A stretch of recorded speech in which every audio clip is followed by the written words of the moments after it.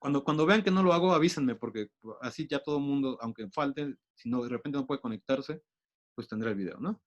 Bueno, y entonces una mesa pequeña de madera, pequeña también califica la mesa, no hay ningún problema, mesa de madera sigue siendo exactamente lo mismo de acá.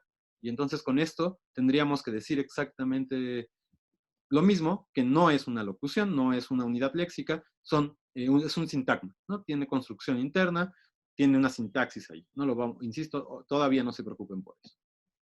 Con papel de China pasa otra cosa, ¿no? Un papel picado de China, ¿no? Porque además, recuerden, como que está esta relación entre el papel picado es papel de China, ¿no? No todo papel de China es papel picado, pero sí todo papel picado es papel de China, ¿no? Entonces, un papel picado de China, esto sí es completamente agramatical. Ahí está el asterisco que indica que esto no lo diría nadie.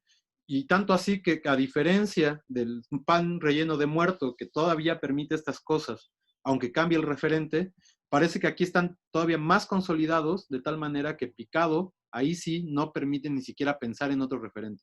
O al menos es así en mi cabeza, ¿no? No sé en su gramática, pero para mí esto es completamente agramatical.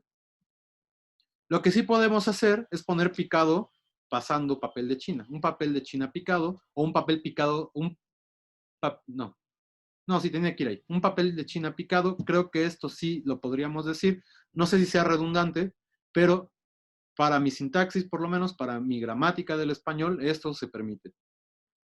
La que no sé, un papel rojo de China, pero me parece que de todos modos tendríamos que considerarlo gramatical y que entonces también la calificación de rojo nos está demostrando que no se puede introducir ningún elemento entre estos dos, ¿no? Lo que no hay problema, un papel de China rojo, ¿no? Entonces, esto sí se comporta muy claramente como una unidad, ¿no? En los dos elementos o los dos casos que tenemos que se introduce otra cosa, digamos, nos genera una oración claramente gramatical y una en la que yo dudo, pero que creo que sí es agramatical, ¿no? ¿Hasta aquí todavía vamos bien?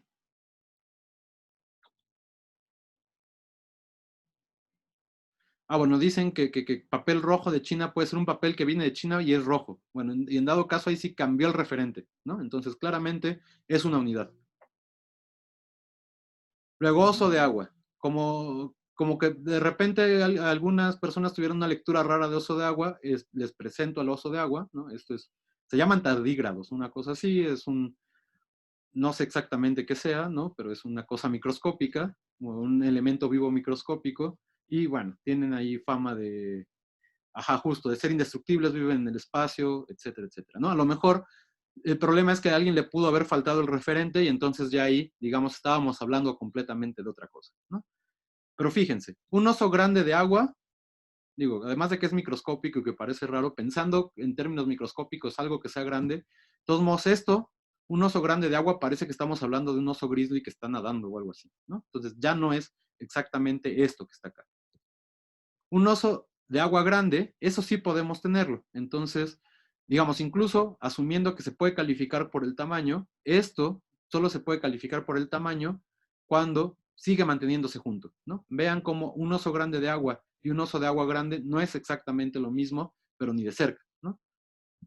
Y entonces un gran oso de agua, eso sí se puede, otra vez poniendo el elemento que está calificando antes de todo esto que va junto. Entonces, esto sí nos está indicando que es una unidad, o sea que es una locución.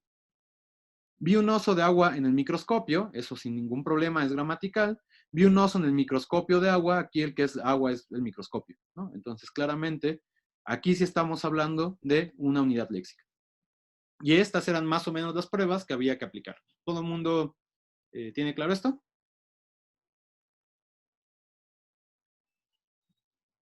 Ok, entonces pasamos a la parte de cuántos morfemas identificas en la siguiente palabra, y además ya podemos, dado eh, que ya tuvimos, digamos, la clase esta de procesos de formación de palabra, ya podemos incluso superar un poquito el análisis de solo segmentar y proponer incluso una estructura, ¿no? Eso no se pedía en la tarea, pero pues ya que ya lo vimos, pues empezamos a aplicarlo. Ahora, hubo quienes solo vieron dos morfemas en esta palabra. Sí, perdón, Laura. Hola, ¿me escucha? Sí. Sí, bueno, es que ahorita que estábamos viendo lo de las unidades léxicas, vi que yo tuve algunas dudas que me hicieron calificar, por ejemplo, dolor de cabeza como unidad léxica, y era precisamente eso de en qué momento puedes meter un adjetivo, como ahorita lo dijo con el oso de agua, que o sea, no puedes decir oso grande de agua, sino que lo tomas completo y dices oso de agua grande o algo así. Y para el dolor de cabeza yo hice mi prueba, ¿no? Y también dije, bueno, puedo decir dolor horrible de cabeza o dolor de cabeza horrible. O sea, ¿cómo puedo saber si yo puedo jugar con eso y meter un adjetivo ahí en medio o no? Si estoy probando precisamente si es una unidad léxica. Esa sería mi duda. No sé si se entiende. Sí, justo, digamos, en realidad, lo que nos están demostrando todos es que permiten introducir adjetivos, en general, donde sea, ¿no?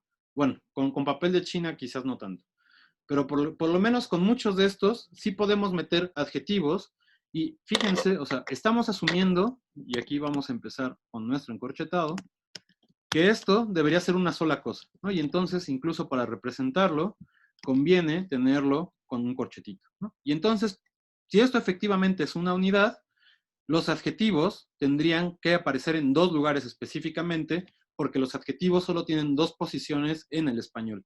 Y sobre todo tienen una mucho más privilegiada que la otra, ¿no? Pueden anteceder al elemento que van a calificar, gran dolor de cabeza, o pueden seguirlo, ¿no? Un dolor de cabeza grande. Aquí cambia el adjetivo por cuestiones que ahorita no importan, pero en realidad gran y grande es exactamente lo mismo, ¿no? Entonces, digamos, uno por principio tendría que asumir que en estos dos lados, llamémosle la periferia, pueden aparecer los adjetivos. Justo esto es, y esto lo vamos a mantener como un hecho en los elementos que son una unidad, porque así mismo no van a poder tener cosas como per, rojo o, ¿no? Una cosa así. O sea, hacer esto es completamente agramatical. Lo que tendríamos que hacer es tener primero una unidad completa y luego la siguiente, ¿no? Perro rojo. No sé si existan los perros rojos, no importa. Entonces, sí podemos introducir cosas en este elemento que creemos es una unidad, entonces eso nos va a demostrar que no tenemos una unidad ahí, ¿no? Entonces sí podemos decir dolor grande de cabeza, y entonces esto solo nos está diciendo que efectivamente dolor es una cosa específica, y grande puede aparecer, digamos, en su periferia, ¿no? Y encima, además de tener en su periferia grande, en su periferia A de cabeza. Entonces ya desde ahí sabemos que este elemento que creíamos era una sola cosa, no nos permite pensarlo como una sola cosa. Si pensamos en el oso este de agua, que es un poco lo que pasa justamente aquí, ¿no? Estamos asumiendo que puede ser una unidad. Y entonces, cuando se comporta como una unidad, permite los adjetivos, ay, perdón, justo a los dos lados de su periferia. Tenemos un oso de agua grande y un gran oso de agua. Y entonces, estos dos, como están moviéndose o a la periferia izquierda o a la periferia derecha, no hay ningún problema porque siguen asumiendo en realidad que esto es una sola cosa. Cuando metemos el adjetivo aquí y rompemos esta supuesta unidad, lo que nos provoca, en este caso específico, es que ya no estamos hablando de este referente que tenemos aquí, sino que vamos a intentar computar en realidad de qué estamos hablando y encontrarle un significado, ¿no? ¿Qué significado? Yo insisto, a mí lo primero que me viene a la cabeza es algo así como un oso grizzly, que es muy grande y como que suele habitar más en el agua, o un oso polar que también, digamos, viven en este ambiente más acuático, ¿no? Entonces, como que yo pensaría en eso, supongo que más o menos todos tienen una imagen parecida, aunque no necesariamente la misma, y entonces ahí ya vimos que este elemento de acá, para mantener este referente, tiene que comportarse como unidad. Y entonces, lo estamos comprobando con la introducción de un adjetivo en algo que podemos pensar tendrá su propia periferia, que es este elemento oso. Como efectivamente no la tiene, porque es una unidad oso de agua, entonces esto, por lo menos para hablar de este elemento de acá, es agramatical, ¿no? Hay que encontrarle otro referente para poder decir que no es agramatical. No sé si queda más claro ahora. Sí, ya queda más claro. Gracias. Okay. ¿Alguien tiene alguna otra duda? ¿O ya pasamos a los morfemas? Maestro, hay una manita alzada, Ay, Adriana López. sí, perdón, Adriana. Ay, no, perdón, creo que no la quité. No era de hace un rato. Ok, bueno, igual si ven que no vi que levantaron la mano, con toda la confianza abran su micrófono y pregunten, ¿no? O sea, no hay ningún problema. Pero bueno, entonces estábamos en los morfemas de las palabras que estaban aquí, ¿no? Entonces decíamos, por alguna razón, mucha gente aquí solo vio dos morfemas. Digamos, sí hay dos morfemas, pero hay más de dos morfemas. En realidad tenemos tres, ¿no? Tenemos una raíz, además, que es cristal. Luego tenemos un morfema, que ya, ¿qué tipo de morfema sería este? ¿Flexivo o derivativo? Flexivo, ¿no? Sería derivativo, ¿no? ¿Quién dice Yo que también creo y que quién es dice que derivativo? Derivativo. Derivativo. ¿Por qué sería derivativo entonces? Porque forma un nuevo verbo, ¿no? Porque pasa un verbo. Ay, no sé quién estaba hablando, pero se cortó. O ya no escuché yo. Bueno, el punto, sí, ya medio alcancé a escuchar que decían justo que esto crea una nueva palabra, ¿no? No solo crea una nueva palabra, sino además cambia la categoría de esta palabra. Cristal es un sustantivo, esta no tiene ya más morfología interna, ¿no? No hay algo así, a no ser que uno haga una etimología falsa como que es un adjetivo sobre Cristo, ¿no? Que podría ser un análisis posible, pero no lo es. En realidad esto solo es una raíz, ¿no? Y ya habíamos visto que hay raíces que son o palabras que no tienen más morfema más que su raíz, y en este caso justo cristal solo tiene digamos, su raíz, ¿no? A este, que tiene categoría sustantiva, le podemos poner un isa, y este isa cristaliza, nos genera una nueva palabra. Este isa, como pueden ver, significa algo así como proceso en el que se obtiene esto de acá, y entonces creamos el verbo cristaliza. Aquí la R de infinitivo, eso sería flexión, ¿no? Pero como no acaba aquí nuestro proceso, y como la flexión, digamos, va a venir después, pues justo aquí no necesitamos que aparezca el infinitivo, ¿no? Eso lo hacemos mucho tiempo después, cuando lo pensamos ya como una entrada de diccionario, cuando asumimos que esa es la manera menos marcada de hablar en el español. Incluso tiene que ver con nuestra tradición lexicográfica, justo, ¿no? Pensar que estos infinitivos son la forma más objetiva de hablar para hablar de un verbo, ¿no? Entonces, lo único que tenemos en realidad es cristaliza. Aquí, como veían en el video, uno puede después pensar que tenemos dos morfemas, y esto en realidad es un problema que la morfología del español, o sea, quienes han estudiado la morfología del español, por lo menos no se deciden, ¿no? Y hay ahí por lo menos dos explicaciones para darle valor a estas vocales. Por lo menos, para este caso, por ahora, decidamos que todo es un morfema, ¿no? Y entonces tenemos el verbo cristaliza. Y finalmente, a este le vamos a poner un ción.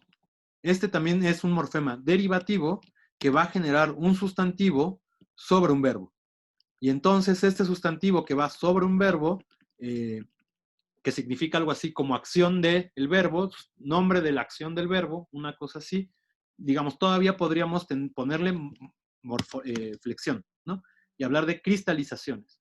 Pero justo lo que veíamos en el video es que la morfología flexiva va a ser lo último que va a aparecer y ya no va a cambiar la clase de palabra. Simplemente va a expresar a través de un componente morfológico ciertas características gramaticales de ciertas clases de palabra, ¿no? Y entonces desde ahí, digamos, pues esto ya no nos va a cambiar absolutamente nada, solo está expresando una cosa que se llama plural, ¿no? Entonces, digo, este no aparecía, sería lo único que podríamos poner ahí, ¿no? Ya no podríamos en realidad derivar una palabra más desde acá. Que es posible, podríamos intentarlo, pero son palabras inexistentes por ahora en el español, ¿no? Y entonces este lo que tenía eran tres morfemas. Eso sí les queda claro, ¿no? Bueno. Entonces pasamos a azúcar, y azúcar solamente tiene un morfema, ¿no? ¿Cómo se llamaban estas palabras que solo tenían un morfema? ¿Simples? Simples, ¿no? Justamente. Y entonces, además, esto, cuando un morfema puede aparecer solito, le llamábamos morfema libre, ¿no? Y entonces, justo este Azúcar es un morfema libre, completito. Recuerden que aquí ya no nos importa cuántas sílabas tiene o cómo la podríamos intentar separar con otros criterios, porque en términos de morfología es azúcar completo, ¿no? Y entonces justo tendríamos que decir que es un solo morfema. Perdón, Ana Laura, sí. Maestro, yo tengo una pregunta. Es que, bueno, a lo mejor me voy a regresar muchísimo, pero, ¿dónde quedó el morfema que eran una sílaba? O sea, sí, es decir, o son los fonemas, las sílabas son los fonemas, o sea, porque yo los dividí entonces de una forma equivocada. Por ejemplo, azúcar lo dividí en 3 y el morfema es la raíz. Claro, a ver, sí, aquí lo que hay que tener como en consideración es que la sílaba es una unidad de otra cosa. Ok. Entonces, hay veces que interactúan y en realidad, creo que ya lo he dicho en otras ocasiones, la morfología y la fonología todo el tiempo van a estar interactuando, ¿no? Son dos de los niveles lingüísticos que más interacción tienen y de hecho tenemos una interfase que llamamos morfofonología para hablar de este tipo de cosas. Sin embargo, digamos, aunque en ciertos procesos morfológicos tendríamos que hacer alusión a la sílaba o al pie prosódico, que también sería una unidad fonológica, en términos estrictamente morfológicos, digamos, la sílaba no nos importa en realidad, ¿no? Podemos tener simples o morfemas de una sola sílaba como tal, como la preposición de, que bueno, estas son un poco complejas para analizar porque en realidad en la lengua nunca aparecen solas en español, pero suponiendo que quisiéramos aislarlas, sí podríamos decir, bueno, esto es un morfema, o puede ser morfemas como azúcar, que efectivamente aquí no tienen ninguna otra marca morfológica que indique absolutamente nada, ¿no? Entonces, azúcar en este caso es tanto la raíz como la base que después puede generarnos derivación, ¿no? Azúcar era, por ejemplo,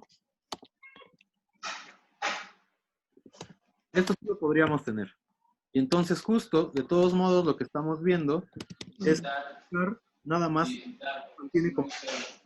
Habíamos dicho, ya podíamos pensar que tenía un elemento ahí metido, una especie de infijo, pero bueno, ya en el video se explicaba justo que este tipo de elementos en español no los vamos a llamar infijos, y estos sí, específicamente, sí tienen una como condición fonológica, ¿no? Que tienen que ver con el acento, con cómo acaba la palabra, con cuántos pies métricos tiene, etcétera, etcétera. No es como cuando uno hace café y el plural, perdón, el diminutivo va a ser cafecito, ¿no? Entonces necesita una s para poder plantear nuevas sílabas, para poder meter la flexión ahí del diminutivo. Entonces justo, digamos, ahí sí hablaríamos de fonología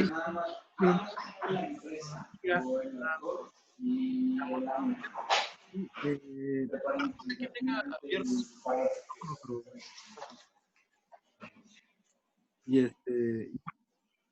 entonces tendríamos que hablar de esto, quizás después en sus condiciones fonológicas, pero de todos modos lo que importa es que aquí, independientemente del número de sílabas, vamos a seguir hablando de un solo morfema, que en este caso es dos cosas, ¿no? Por un lado es raíz de este significado azúcar, y por otra parte además es la base léxica sobre la cual pueden operar otros procesos, ¿no? Y entonces también hay que tener claro que raíz y base no son lo mismo, pero hay momentos, como en azúcar, o en sol, o en sal, donde van a empatar. O en león, o etcétera, etcétera, ¿no? Ahí empatan tanto la raíz como la base léxica que va a permitir procesos de derivación o de... Eso va a ser... Eso es, no sé si queda más claro. Sí, sí. Sí, maestro. Perfecto. Bueno, entonces azúcar era un solo morfema, ¿no? Ahora esta, la neta, estaba medio truculenta, ¿no? Protoindoeuropeo. Primero, para el bien de la clase, no pensemos que está hablando de la lengua protoindoeuropeo, porque entonces creo que ahí esta O ya no sería flexión, sino sería parte de la raíz, ¿no? Entonces, digamos que estamos hablando de un adjetivo tal como la cultura protoindoeuropea, los artefactos protoindoeuropeos, etcétera, etcétera, ¿no? Y entonces ahí sí ya nos queda claro que es una flexión adjetiva, ¿no? Después tendríamos que observar a qué sustantivo le corresponde, ¿no? Pero entonces, ¿Cómo empezaríamos a analizar? Bueno, primero la pregunta era, ¿cuántos morfemas hay? Hay 5, ¿no? Habría que contar proto, indo, euro, o. Y empezamos con la raíz, que es Europe, que hace referencia claramente a Europa, y eso es un sustantivo, ¿no? O bien pueden creer que es el nombre de un personaje de la tradición grecolatina, o bien que es el nombre del continente donde está España, Grecia, etcétera, etcétera, ¿no? Cualquiera de los dos, de todos modos, es un sustantivo que va a perder la vocal final, ¿no? En realidad la raíz es Europa completa. ¿Por qué no existe Europa? ¿No? Y entonces, como no podemos ahí establecer una oposición, entonces la raíz indica Europa completa. Cuando se junta con vocales, esas vocales se pierden, por eso no aparece. Luego vamos a tener que sobre el sustantivo, una E que va a formar un adjetivo, ¿no? Entonces, europeo o europe. Nos faltaría ahí todavía esta acá de la flexión. Luego, justo como hemos dicho que la flexión es lo último que va a aparecer, pues entonces los siguientes son las formas que nos permiten especificar particularidades de eso que es europeo, ¿no? Entonces, lo primero sería indoeuropeo. Y bueno, aquí ya sabemos que este indo, pues en realidad a estos vamos a tener que ponerles un nombre muy particular a estos morfemas. Va a ser más claro ahorita que veamos cuál era criptograma, pero digamos por lo menos que les vamos a llamar por ahora temas. Y esto sería un tema pues muy particular del español, de cierta variedad muy culta, entre comillas, del español, que lo utiliza como una especie de afijo para indicar o especificar algunas cosas, como en este caso Europa, ¿no? Y entonces tendríamos hasta aquí Indoeurope, ¿no?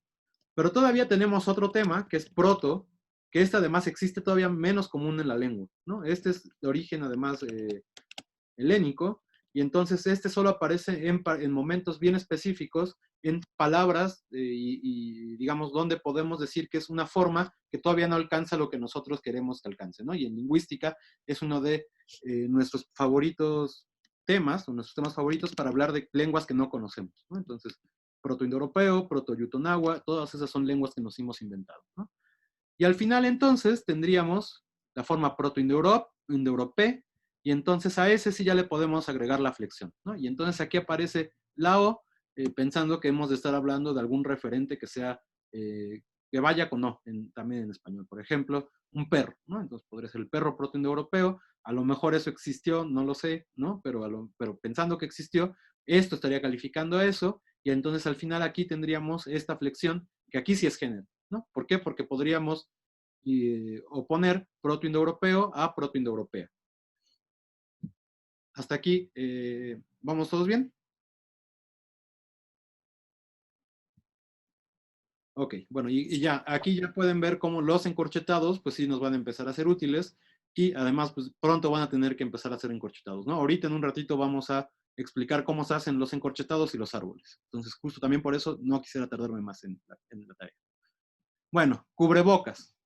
Esos son claramente dos morfemas, el verbo cubrir, y además este sustantivo bocas, que por alguna razón en este tipo, a esto le vamos a llamar composición. Este es el fenómeno que no hemos visto, porque aquí ya no hay flexión de ningún tipo, no hay un morfema específico que modifique la clase de palabra a la que pertenecía la raíz, sino que en realidad estamos tomando dos raíces distintas para conformar una nueva palabra. Y eso es a lo que le vamos a llamar composición. Ay, ya lo moví. Y entonces, por alguna razón, en este tipo de compuestos en español, verbonominales, así les vamos a llamar porque tienen un verbo y un sustantivo, insisto, por alguna razón, estos aparecen siempre en plural. O podemos rastrear el plural ahí morfológicamente, aunque claramente aquí este ya no significa plural, ¿no? Porque uno dice los cubrebocas o el cubrebocas. Entonces, digamos, no vamos a hacer un plural ahí. Entonces, esto le pertenece en realidad a todo este otro compuesto o este elemento del compuesto que tiene valor sustantivo, ¿no? Lo podemos encontrar también, por ejemplo, en sacapuntas. Lo podemos encontrar en... No se me ocurre ahorita uno, pero justo estos siempre van a tener esta característica de ir en plural, o en aparentemente plural, ¿no? No son plurales. Alguien había levantado la mano, perdón. Así era mi duda con, bueno, igual le iba a preguntar eso que acaba de explicar sobre por qué la S de bocas no se podría considerar un morfema, pero entonces, por lo que explicó, pues está tomando como toda una palabra, ¿no? Bocas. Sí, parecería, o sea, mi hipótesis al respecto de estos específicamente es que esto le podríamos llamar algo como incorporación nominal, que es un fenómeno también de composición dentro de las lenguas, y generalmente la incorporación nominal en términos translingüísticos implica que el elemento que se incorpora, el sustantivo, que se va a meter a un verbo, pierda buena parte de su referencialidad. Y entonces, si hablamos de un elemento en singular, es mucho más específico que cuando tenemos un plural. Y entonces justo agarra la forma de plural para que no esté hablando de una cosa en concreto, sino de una cosa más general, como las puntas, los corchos, los que no sé si son el paracaídas y el paraguas, no sé si sea parar caídas y parar agua. Entonces, si es eso y es otro tipo de composición, entonces ahí ya no los podríamos valorar de la misma manera, pero si la lectura es que para el agua y para la caída, entonces sí es exactamente lo mismo, ¿no? Y justo la cosa es esa, que el plural de esto están bajando referencialidad al elemento que se está incorporando y entonces así ya puede formar un sustantivo junto con un verbo. Ya antes, digamos, en la medida en que es muy definido, ahí no se podría, ¿no? No sé si eso ayuda. Profesor, yo tengo una duda. Sí. Entonces, bueno, ¿qué puede pasar con pantalones? Porque, o sea, por ejemplo, en inglés sí lo podemos usar como jeans, entonces está bien, ¿no? El plural. Pero, por ejemplo, aquí en español, bueno, ahorita que lo pongo a pensar, yo sí he dicho, ay, es que me quiero comprar un pantalón, pero también puedo decir, "Ey, es que quiero unos pantalones", pero eso no significa que sea plural. Entonces, ahí como se dividiría, o sea, ¿también la S quedaría aparte o cómo? No, tendríamos que considerar la parte de la raíz, ¿no? O sea, justo la próxima clase vamos a hablar de número en sustantivos, entonces no voy a adelantar del tema, aunque ya esté aquí presente, pero digamos, esos tienen un comportamiento muy particular y habría que asumir que esos no son morfemas de plural, aunque los podamos reconocer, ¿no? O sea, una cosa, también lo veíamos en un video, es que podamos reconocer elementos que formalmente, o sea, que reconocemos por su forma, que pertenecen a un morfema, pero otra cosa es que en realidad funcionen como un morfema flexivo, ¿no? En este caso, no funcionan como morfema flexivo porque podemos decir, no, y en general ni siquiera diríamos el pantalón, ¿no? A lo mejor estamos generando esa palabra ahora para hablar de un pantalón de mezclilla o lo que sea, pero en realidad normativamente, por lo menos la norma del español, tendría que reconocer que solo existe el plural de esos sustantivos, ¿no? Los pantalones. Independientemente de que hablemos de uno o un par de pantalones, porque en realidad viene de ahí, o que hablemos de varios. Y entonces ahí lo que hacemos es cuantificarlo para especificar que estamos hablando de más de uno, ¿no? Pero digamos, eso es justo el tema que viene, entonces no lo voy a tocar ahorita, pero no, habría que asumir eso, ¿no? Formalmente sí es un morfema, pero no funciona como un morfema ya. Pasa lo mismo acá. Lo podemos reconocer como un morfema en términos formales, pero ya no está funcionando como un morfema. ¿Sí queda claro? Ok. Cristina, tú tienes la mano levantada, ¿verdad? Sí, bueno, es que no me quedó muy claro esto de cubrebocas porque yo lo había separado muy diferente. Entonces, quisiera preguntarle si cuando tenemos una palabra que se ve que es compuesta, solamente vamos a tomar como morfemas las dos palabras que está usando para formarse. Sí. Bueno, a no ser que tengamos, en realidad la composición no es un proceso tan común en español, entonces no generamos palabras compuestas que tengan a su vez mucha complejidad morfológica, ¿no? Si que fuera ese el caso, tendríamos que reconocer, por ejemplo, ¿no? Pensando que aquí el verbo cubrir en realidad tiene incluso un cambio de vocal, ¿no? Entonces, de todos modos, podríamos pensar que podemos segmentar esto, pero de todos modos esto al final es una unidad completa. Y a esta unidad se le va a pegar otra unidad. Entonces, estas unidades podrían tener morfología interna, sí, pero, insisto, lo usual es que no tengan tanta complejidad. ¿Por qué? Porque justo van a generar un nuevo elemento mucho más complejo.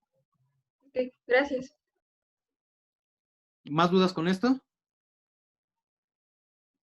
Bueno.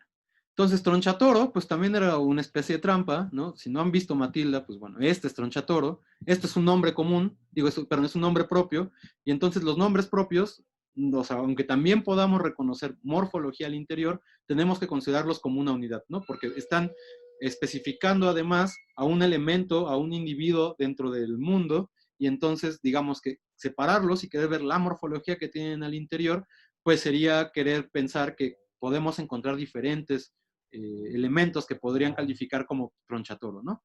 Claramente en la traducción, no sé cómo se llama en inglés, ¿no? Claramente en la traducción algo tiene que ver la imagen de la fuerza y todo con la imagen del toro, pero, digamos, ya aquí en la medida en que se convierte en el nombre de una persona, pues ya no lo vamos a analizar, ¿no? Esto es un solo morfema. Profe, Sí. es que, ay, no sé si me escuche porque se me está trabando mucho. Espero poder decirlo. Pero en inglés también es algo así como tronchatoro, es trunchbull. Y... Pero yo lo había tomado como que, o sea, porque vi que ya después se utiliza como un adjetivo referente a ya maestras o maestros que son muy estrictos, ¿no? Entonces dije, pues chance puede que venga también de otra raíz, ¿no? Que sea una palabra compuesta que era un adjetivo y que después es sustantivo.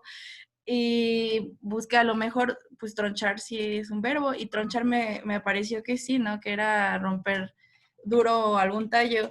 Y dije, pues a lo mejor tiene que ver, ¿no? Tronchar y toro, así como hasta puede de romper un toro, o sea, que es muy dura. Y yo la tomé así, como una palabra compuesta, pero no sé.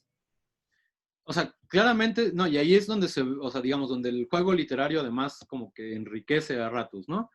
Claramente uno puede reconocer el verbo tronchar y el sustantivo toro acá, pero incluso si siguiéramos la composición que tendríamos en cubrebocas, eso tendría que ser tronchatoros, ¿no? ¿Por qué? Porque estamos hablando de un elemento que tiene que ir en plural para perder la referencialidad en estos fenómenos que vamos a llamar incorporación nominal, ¿no?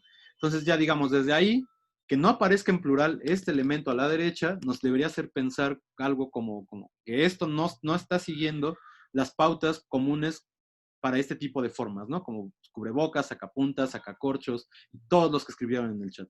Entonces ya desde ahí, digamos, esto viola hasta cierto punto una regla de formación de palabras, y eso por una parte. Y por la otra, pues claramente en el nombre que le pusieron tanto en inglés como en español, no sé si en inglés existe el verbo tronch, ¿no? Pero bueno, en español sí tenemos el verbo tronchar, y pues nos levanta, ¿no? Nos lleva a querer analizarlo morfológicamente porque claramente es un juego de palabras, pero la particularidad en lo que voy a insistir es que este juego de palabras de todos modos está haciendo referencia a un personaje específico y es un nombre propio. Tenemos que distinguir en términos tanto, y de eso vamos a hablar después, en términos tanto, digamos, gramaticales, morfológicos, como en su comportamiento sintáctico, los sustantivos, que son sustantivos comunes, de aquellos que son sustantivos propios, ¿no? O sea, que son nombres de lugares, que son nombres de personas, que son nombres de cualquier otra cosa, porque en general se suelen comportar como si fueran un solo sustantivo. Y además hacen referencia y tienen ocurrencias y distribuciones muy particulares, ¿no? Entonces, también por eso es que en el momento en que vimos que esto es un nombre, pues ya no lo podríamos segmentar. Incluso ahora que dices, ¿no? Como esa maestra o ese maestro es un tronchatoro, digo, bueno, ahí todavía se está utilizando la referencia al personaje para calificar a una persona. Entonces, incluso ahí, digamos, todavía sigue teniendo las características de un nombre propio. Y entonces todavía ahí tendríamos que pensar que es un solo morfema, ¿no? Uno podría preguntarse, y esto ya es una cosa de diacronía, si primero existió una palabra en español como tronchatoro y luego alguien le puso el nombre tronchatoro a esta persona, o si en realidad, que yo creo que es lo que pasó, existía el personaje tronchatoro y posteriormente se empezó a utilizar para calificar. Entonces ahí, digamos, todavía se ve que guarda referencia a este personaje de acá. Y por eso lo seguimos considerando un nombre propio. ¿Sí queda claro eso? Sí, profe, gracias. Ana Laura, ¿también tienes la mano alzada? Sí, sí, maestro. Tengo entonces una duda. Espero no complicar más, pero si usted dice que el nombre propio se funciona como un morfema, es de ahí donde viene, por ejemplo, nombres como Peter Pan, que dice Peter Panesco, o sea que tienes que poner todo el nombre completo, aunque sean dos palabras diferentes, ¿o no? No, ahí claramente ya hay incluso morfología derivativa, ¿no? O sea, tenemos Peter Pan como un sustantivo y esco como una calificación, una adjetivación. Ah, ok. Ahí sí tendríamos que segmentar Peter Pan como un morfema y esco como otro morfema. En realidad tendríamos que es y luego la otra vocal, ¿no? Porque ahí sí podemos decir esco, Peter Panesca. Entonces, habría que segmentar también la otra boca. Ok. Gracias, maestro. Bueno, sigamos. Sal de mar, bueno, ya habíamos visto, yo lo había puesto ahí pensando, muy comprometido con mi lectura de sal de mar, de que no existía sal fina de mar, pero bueno, ya el internet me demostró que yo estaba equivocado, entonces, digamos, ¿no? Sal de mar, si lo consideramos un solo lexema, o más bien, independientemente de cómo lo consideremos, si tanto lo consideramos una sola palabra, una unidad, o lo consideramos tres diferentes palabras, de todos modos, las tres diferentes palabras tienen un morfema cada una, y el compuesto sal de mar, independientemente de si tiene una relación sintáctica como esta, que sería un sintagma nominal que tiene un sintagma prepositivo, o consideramos que es una unidad así nada más, en ambos casos está compuesto por tres morfemas, ¿no? Sal, de y mar. Entonces ahí, insisto, incluso si es una sola unidad, es decir, una unidad léxica, va a tener tres morfemas. ¿Por qué? Porque claramente los podemos identificar. Está sal, está de y está mar, ¿no? Si consideramos que no lo es, de todos modos tiene tres morfemas que tienen esta estructura, que es un sintagma nominal con un sintagma prepositivo, y claramente esto también tiene un sintagma nominal, pero otra vez no nos vamos a meter ahorita por ahí. Primero, solo pensemos en las palabras, ¿vale? Y finalmente tendríamos criptograma, que en realidad son dos morfemas, pero son dos morfemas bien particulares, ¿no? Podemos reconocer cripto y podemos reconocer grama. Y cripto aparece de repente en ciertas cosas y grama aparece de repente en otras cosas, ¿no? Cripto como criptografía, no se me ocurrió otra, criptozoológico, ¿no? No sé, ¿no? Como que es una palabra o un morfema que le va muy bien a programas del History Channel, ¿no? Entonces, digamos, criptoalien o algo así, ¿no? Y grama, que claramente hace referencia a algo gráfico, ¿no? Está en gramática, está en gramatología, está en grama, no sé, en otras palabras, pero digamos, ninguna en realidad existe separada del español, ¿no? Digo, pero separada en el español. No tenemos una palabra cripto, no tenemos una palabra grama, solo suelen aparecer combinadas con otras, o con otros elementos que suelen ser, digamos, de origen grecolatino, ¿no? Entonces, a estos elementos que son de origen grecolatino, que no suelen aparecer más que unidos a otros elementos que también son grecolatinos, los vamos a llamar temas, ¿no? Sí son morfemas, sí es un tipo específico de morfema, pero necesitamos decir que se particularizan de alguna manera del resto de la morfología de la lengua, ¿no? Y entonces, justo por temas, vamos a entender que tienen un significado léxico, pero no pueden aparecer sino en composiciones que tienen también una base muy parecida a ellos, que son grecolatinas, ¿no? Ya vi que pusieron por ahí encriptar, pero otra vez, aunque sí podemos reconocer, y en esto se parecía, ¿se acuerdan a unos ejemplos cuando convidar, o no me acuerdo qué venía en... Era mit, ¿no? Una raíz ahí de miter, el latino. De todos modos, aquí se parece a esos, ¿no? Teníamos ese mit y un montón de morfología que podíamos segmentar, pero de todos modos, crypt no existe solito en la lengua, ¿no? Y entonces, justo por eso, no podemos darle esa característica de un morfema tal cual, ¿no? No es un morfema en el mismo sentido en que sal sí es un morfema. Y entonces, justo es a esos a los que vamos a llamar temas. Y entonces, justo, por ejemplo, bio, pues es un tema griego, ¿no? Tele es un tema griego, y entonces a partir de ahí, pues ya podemos, digamos, categorizar estos otros elementos que son más difíciles a veces de reconocer porque justo van a aparecer en palabras como estas, ¿no? Bio, pues claramente en biología, biografía, biodata, un montón de otras palabras. Oiga, profe, ¿y entonces cómo funciona cripta? Yo no sé cuál es el origen de cripta, pero claramente no está haciendo referencia a eso mismo acá, ¿no? La cripta como tumba tendrá su propia raíz, esa sí es cripta, pero de todos modos, que esa sea su propia raíz no significa que ese sea el mismo elemento que está acá en cripto. Entonces, ya desde ahí, en la medida en que no son lo mismo, aunque podemos reconocer y seguramente están etimológicamente relacionados, no podemos asumir que tienen el mismo valor, ¿no? Este sí lo podemos pluralizar, lo podemos, no sé, seguro podríamos hacer algo como criptita para una cripta pequeña, y esa sí, entonces sí se comporta como un sustantivo, ¿no? Ahora, digo, no lo preguntaron, pero ahora que lo escribí lo pensé, pues claramente en español mexicano sí tenemos un sustantivo tele, ¿no? Pero no es el mismo tele que este tele de acá. Este tele se utiliza como para telégrafo, teléfono, televisión, y ya como sustantivo, después de un proceso que viene de televisión, pues hace referencia a ese ente, ¿no? Y esto sí lo podemos pluralizar. Las teles, las telesotas, las telecitas, etcétera, etcétera, etcétera. Pero son dos entes distintos, ¿no? Entonces, desde ahí no los vamos a considerar exactamente igual. Existe este tema, tele griego, y existe nuestro sustantivo tele para hablar de televisión, ¿no? Entonces son cosas distintas. ¿Sí queda claro eso? Ok. Y entonces, finalmente, tenemos cielo raso, que ya no sé si raso es nombre o adjetivo, alguien por favor dígamelo, pero de todos modos aquí es un tipo de composición también, ¿no? Es Tenemos... un adjetivo, profe. Perfecto. Y entonces, justo, cielo raso nos va a hacer un sustantivo al final, donde parece ser que el núcleo es cielo, y raso, de todos modos, lo que está haciendo es especificar una condición de cielo, ¿no? Sí saben que es el cielo raso, ¿no? Sí, ¿Qué es el cielo raso? es el Ma- ma- pescado, bueno, sin nubes y así. ¿Sí? No, también hace referencia a un tipo de techo. de hecho, maestro, ahí no, porque raso es con una sola R y entonces se agrega la otra para darle la fuerza. No sé cómo funciona. Que hay aquí dos R's es una cuestión completamente fonológica, ¿no?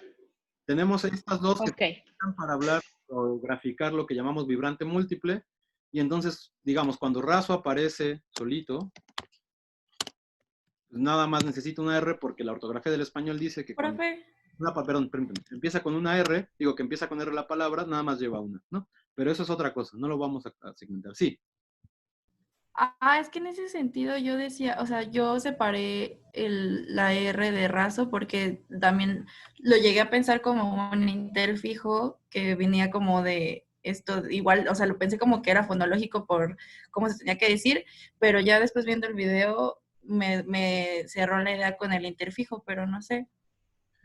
por la R también dices. O sea, hacer algo así, ¿no? Ajá, sí. No, justo esto es, insisto, completamente, en realidad es completamente ortográfico, ¿no? Si uno quisiera transcribir eso en términos fonológicos, sería algo como esto, y podríamos segmentarlo con menos problema, ¿no? ¿Por qué? Porque entonces sabemos que este elemento solo hace referencia a un sonido. Este elemento de acá, cuando aparece en mitad de una palabra, pues lo transcribimos con doble R, digo, lo escribimos con doble R, pero de todos modos, esto fonológicamente es así nada más, ¿no? Perro. Entonces ahí lo que habría que aprender, que ahorita no lo vamos a aprender, es que estas dos R's, pero es que esta R significa ra y hay un signo distinto para la ra. Y entonces así ya sabemos distinguir que son una unidad y que suenan distintos, ¿no? Pero, digamos, ahorita eso no nos importa. De todos modos, que aparezca la doble R otra vez es completamente ortográfico, ¿no? Eso ni siquiera tiene que ver en realidad con la fonología, es la ortografía del español como mal vibrándonos, ¿no? Que es algo que suele hacer un montón. Entonces, desechémoslo por ahora, ¿vale? Bueno, esta era más o menos la resolución de la tarea, ya nos colgamos de lo que yo hubiera querido, y entonces quisiera preguntarles ahora sobre los videos, si les queda claro, sobre todo la parte del análisis que viene en el segundo, si eso queda claro, qué es lo que estamos haciendo ahí.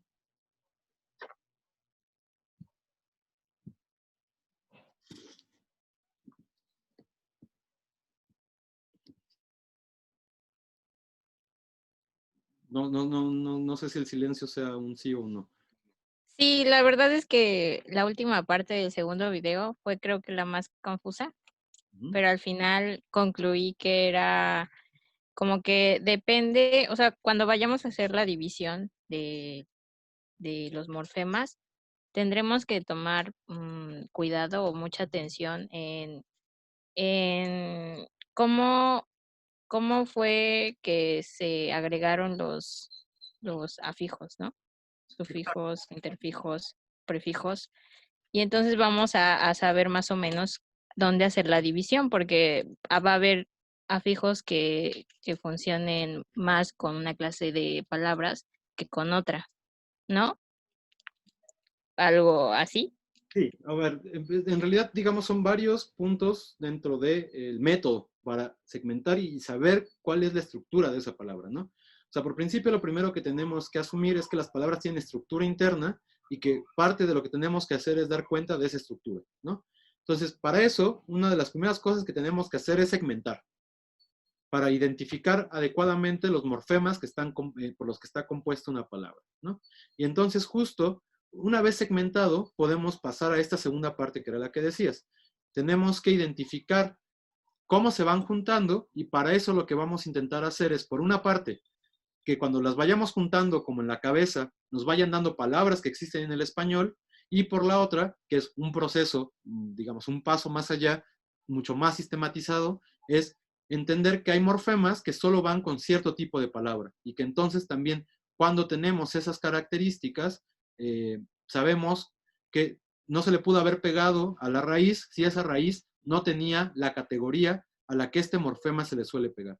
Entonces, digamos, eso sería en realidad como parte del método, y luego tendríamos un tercer lugar que sería la representación gráfica, ¿no? Y justo quisiera por ahora, digamos, primero especificar cosas de la representación gráfica para que nos vaya quedando más claro, porque justo de tarea van a tener que hacer arbolitos, ¿no? Entonces, digamos, tenemos que sistematizarlos, no nada más se hacen así, ¿no? Y entonces justo para hacer un arbolito, pues pensemos en la palabra que veíamos ahora en la tarea, cristalización, ¿no? Además les informo que van a estrenar método tecnológico con esta cosa, ojalá funcione, si no funciona no lo repetimos, ¿no?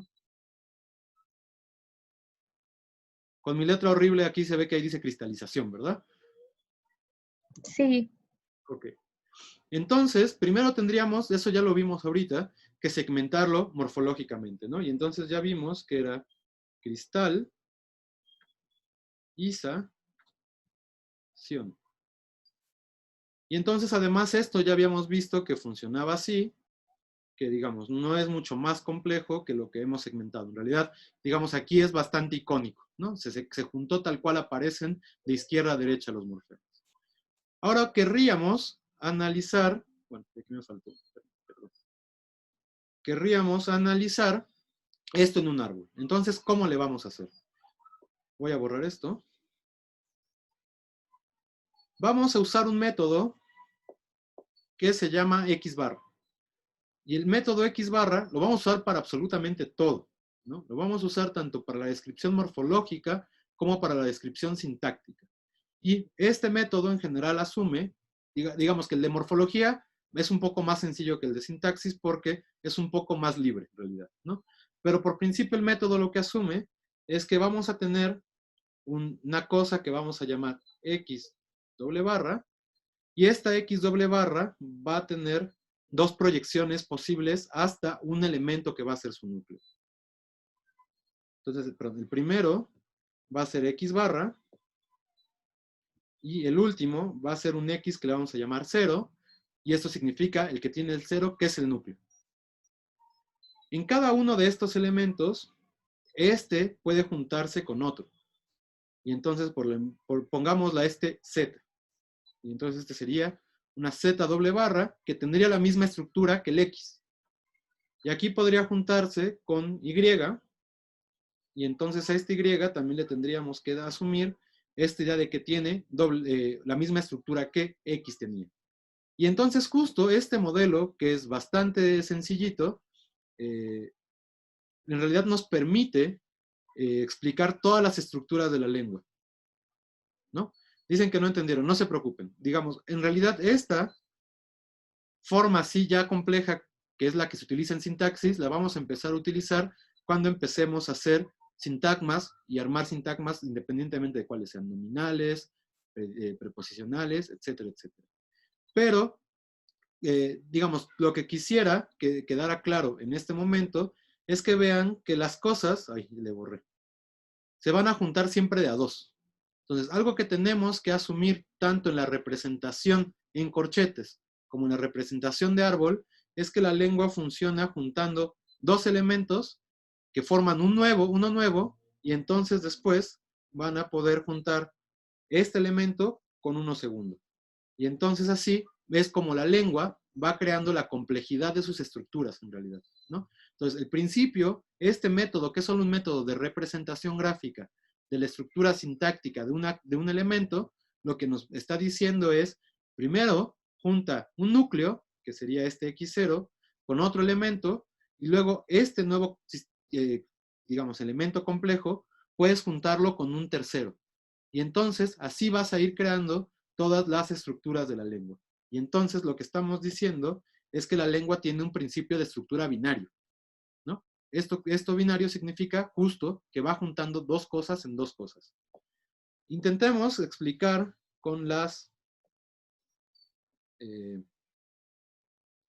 con la palabra cristalización para que vean cómo funciona, ¿no? Entonces va a ir de abajo hacia arriba y va a ir juntando cosas. Teníamos el sustantivo cristal y teníamos el morfema isa. Este tiene categoría verbal y este tiene categoría nominal. Entonces, estos se van a juntar y van a formar un nuevo elemento. Cristaliza, que justo copió la categoría verbal de este.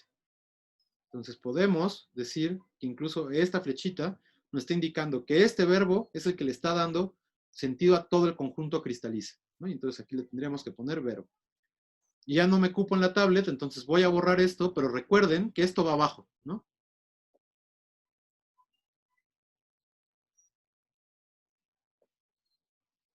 Y entonces tenemos cristaliza,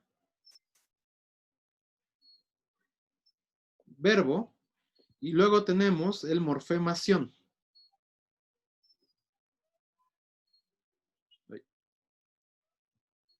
Que esto tiene categoría nominal. Y entonces estos dos se van a juntar para formar un nuevo elemento.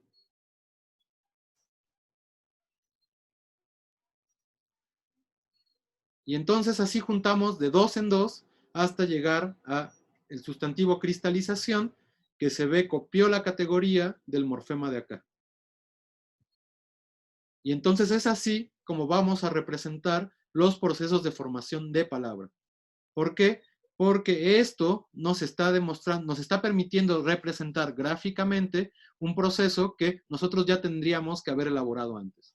Esto, digamos, no es en realidad del análisis, es solo la manifestación gráfica del análisis. Ahora sí, perdón, ya vi que preguntaron un montón de cosas, entonces van.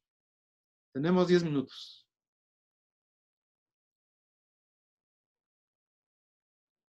¿Alguien quiere empezar con las preguntas?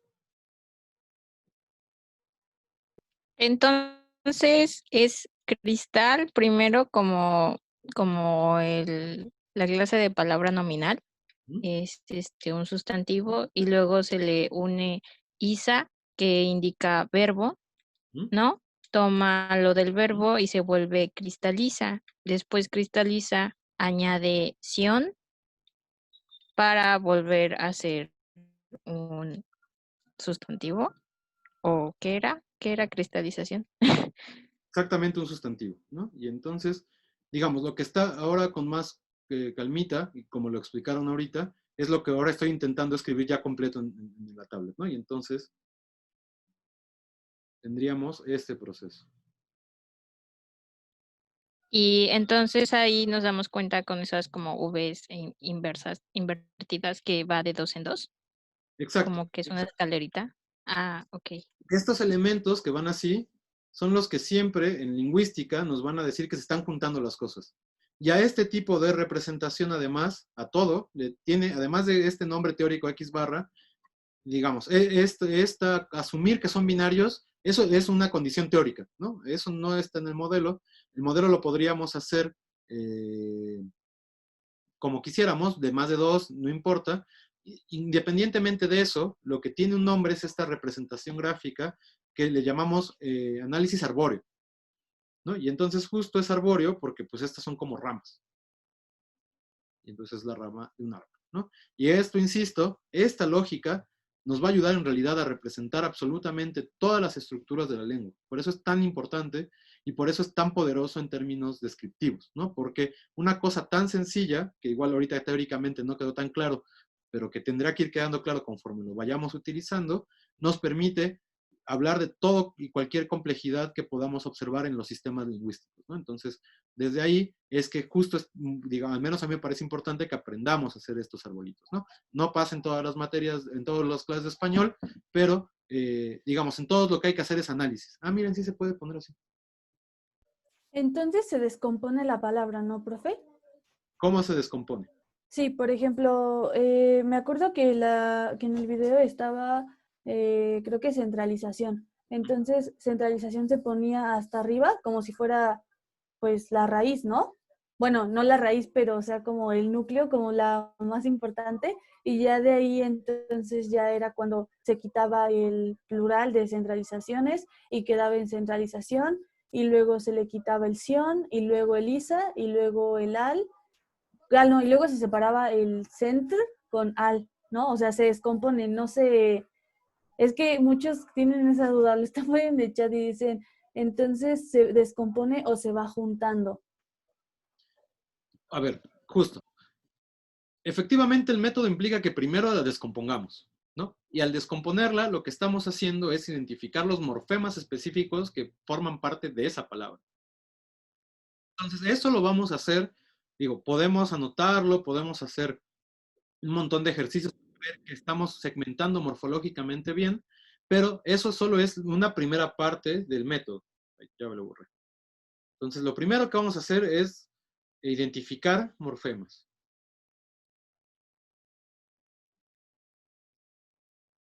Ustedes disculparán que esto salga horrible con la pluma esta. Entonces, lo primero que vamos a hacer es descomponer morfemas. Identificarlos, ¿no? Una vez que los tengamos claros, vamos a pensar en cómo se juntaron.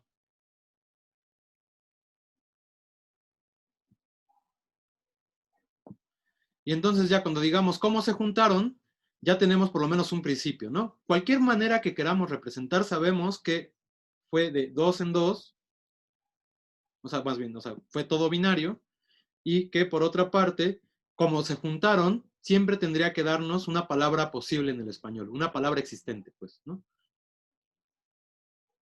Y entonces con estos dos criterios vamos a poder empezar a identificar cómo fue que se fueron juntando estos morfemas.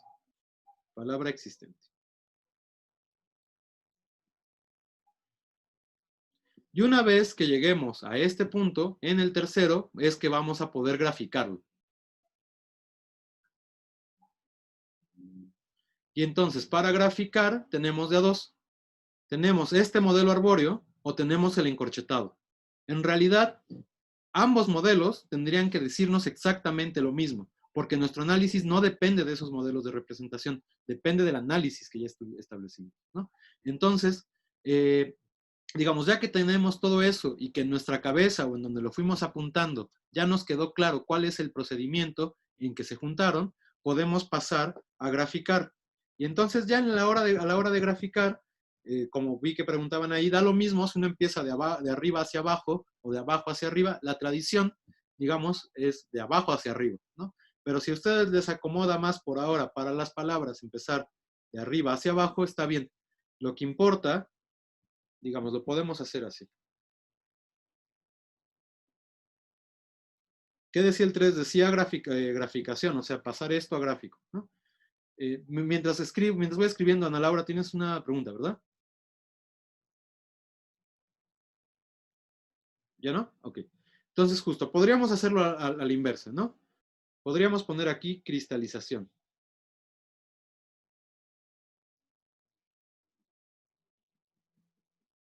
Y luego segmentarlo, ¿no? Ya vimos cómo se segmenta. Tenemos cristal, ISA y sion hasta acá. Insisto, ¿verdad? Perdónenme que esto se vea tan feo, ¿no? Y entonces aquí podríamos poner sustantivo, verbo, juntarlos, saber que esto es un verbo, y luego juntarlo con este de acá. Y entonces tener de nuevo cristalización. Cristalización. Y como pueden ver, en realidad es exactamente lo mismo, solo que ahora va de arriba hacia abajo. Como les acomode más a ustedes, está bien. Lo que importa es que aprendan a ver cómo se va comportando este modelo, ¿no? Y otra vez, si hacemos el análisis en encorchetado, que también es un análisis posible, pero vamos a preferir la representación en árboles, vamos a poder tener cristal, y esto es una unidad, entonces encorchetamos, luego forma una unidad con ISA, y entonces encorchetamos, y luego, no sé cómo, ahí está, ponemos Sion, y también encorchetamos, ¿no? Ahí está todo amontonado, pero así tendría que ser. Entonces, justo, este es el tipo de representación gráfica que vamos a, esta de acá arriba, que vamos a preferir para la materia y que van a tener que empezar a desarrollar a partir de ahora, ¿no? Insisto, aquí lo que está representado es en realidad nuestro análisis. Entonces, lo primero que hay que hacer es analizar, no hacer el árbol. El árbol viene hasta el final una vez que ya saben cómo se juntaron las cosas. Antes de eso, en realidad, no podemos hacer esto porque no tenemos ningún análisis con el cual empezar todavía, ¿no? Entonces, otra vez, lo primero que hay que hacer es identificar los morfemas por los que está compuesta una palabra. Luego, ya que los identificamos, ponernos a razonar cómo fue que se juntaron con estas dos premisas, ¿no? Que son de dos en dos, y que además, cada que los vayamos juntando, tiene que darnos una palabra posible en el español. Y después, ya una vez que hayamos identificado esas dos cosas, podemos pasar a este modelo de graficación, ¿no? Entonces, no sé si queda un poco más claro ahora. ¿Todos los que estaban terroreados en el chat ya están más conformes? Sí, Sí, gracias. gracias. Segurísimos, todos.